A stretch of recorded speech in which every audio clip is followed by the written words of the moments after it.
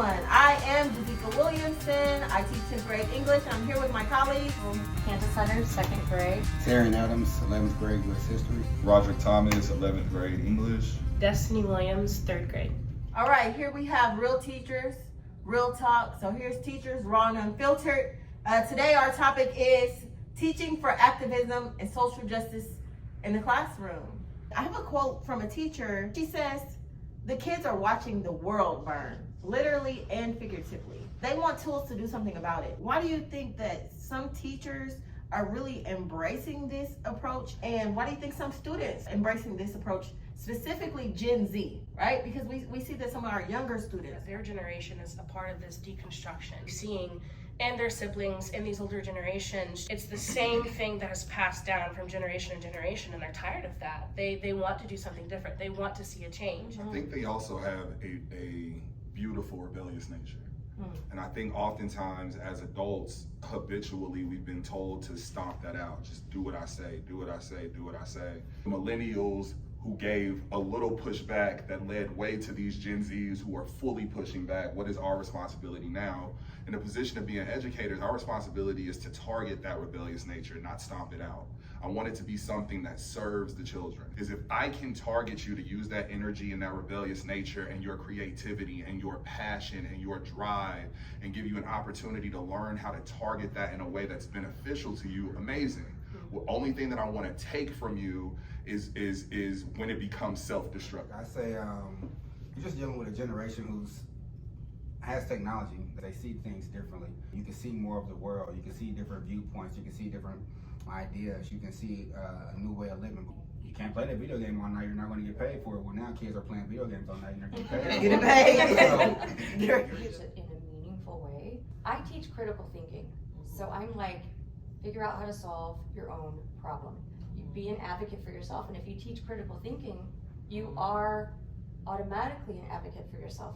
You are teaching them to advocate for themselves and problem solve. Yeah. So as an adult, you have choice. And when you have choice, you can choose to go this way, you can choose to say nothing, do nothing, or you can choose to speak out and to be you. So that leads me into the controversy of this, right? We see that in some classrooms, some districts, even having a conversation that involves anything about race, gender, sexuality, anything that can be deemed different is radical, instantly radical.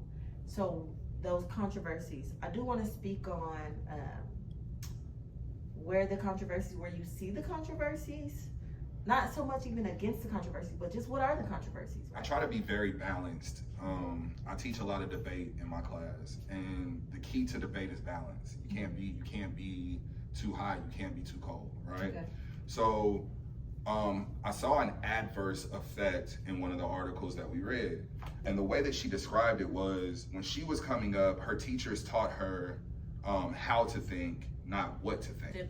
Parental involvement in that specific category, where we could talk about certain things and those things start to cultivate within the conversation, and not trailblazing what their parents may think, but what if their opinion is also the opposite of another kid's parents. How to navigate that within the classroom, because everybody's raised differently, everyone has their own beliefs, their thought process. Up until this point, I have 8 and 9-year-olds are what their parents have fed them.